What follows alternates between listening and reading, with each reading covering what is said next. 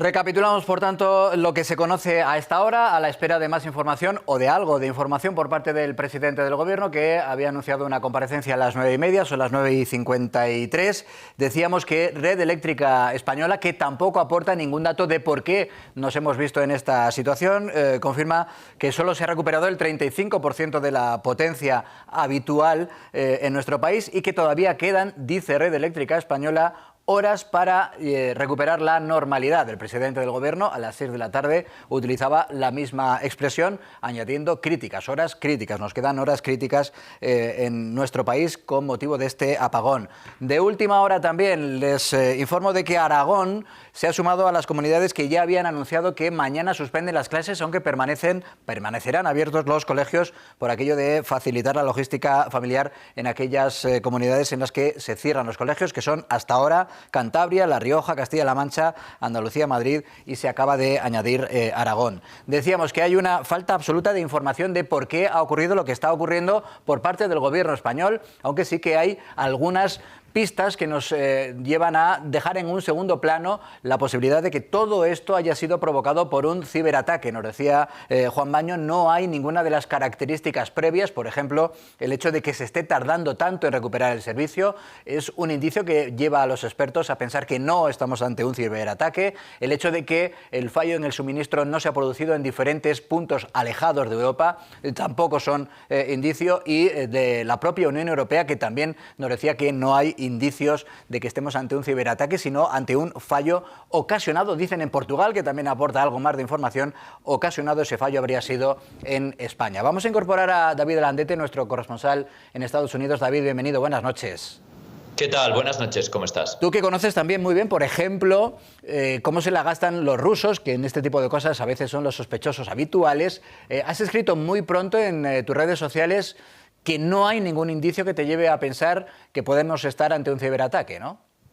Bueno, la realidad es que desde un primer momento hay que estar muy atentos a la desinformación en las redes sociales, y sí que es cierto que inmediatamente, ¿no?, se ha apuntado hacia una posibilidad de un ciberataque, que es algo que siempre sucede. De hecho, inmediatamente yo me he acordado que hubo un ciberataque bastante similar, un apagón bastante similar en 2003, y estamos hablando hace mucho tiempo, pero ya entonces, en cuanto a Estados Unidos y Canadá, unos 55 millones de personas se quedaron sin electricidad. Se buscó y de hecho se investigó a nivel oficial con una comisión conjunta del legislativo tanto en Canadá como en Estados Unidos, porque esto afectó pues a Nueva York, Ottawa y otros sitios, ¿no? Y ya se falló entonces que este tipo de ataques con estas características no suelen provocar unos apagones tan grandes. Es cierto que sí que se ha detectado en algunas ocasiones infiltración se ha identificado hackers en la red eléctrica de Estados Unidos, que esto se llegó a detectar incluso en primeros años de Donald Trump. Pero un ataque tan grande que deje en la oscuridad a tanta gente, y además con qué finalidad, ¿no? Porque de haber sido un ataque sería algo de una extrema gravedad y además se podría identificar fácilmente de dónde viene en algún punto, ¿no? Entonces sí que he hecho un par de llamadas esta mañana a gente experta en esto de los ciberataques, sobre todo un experto al que ya entrevisté para la infiltración de hackers chinos en centrales nucleares de Estados Unidos, que esto también sucedió y fue algo que llamó bastante la atención.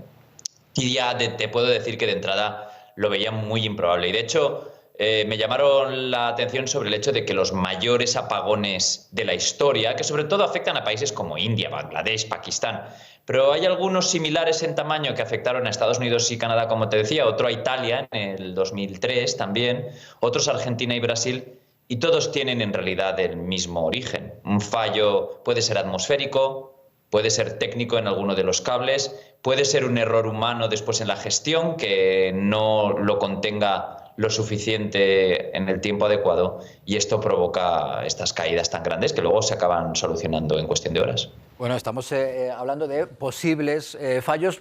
Prácticamente estaría descartado el ciberataque, fallos que pueden tener con lo atmosférico, con lo técnico o con lo humano. Red Eléctrica Española, insisto, tampoco ha dado ninguna explicación, al menos a esta hora, del porqué, del origen de ese apagón. En todo caso, David Landete, gracias como siempre por la pertinencia y la importancia de la información que aportas. Un fuerte abrazo. Un abrazo, gracias. Gracias, David Landete. Por tanto, estaríamos ya, digamos que con una alta probabilidad centrándonos en un tipo de fallo, en algún tipo de fallo que puede ser técnico, puede ser humano incluso, o atmosférico, que era lo que apuntaban inicialmente, insistimos, Bruselas, Portugal, que apuntaba a un posible fallo o un posible fenómeno atmosférico, Bruselas, Portugal, el resto de los países están dando algo más de información que el presidente del gobierno, que todavía no ha comparecido, a pesar de que había anunciado que la comparecencia sería a las 9:30.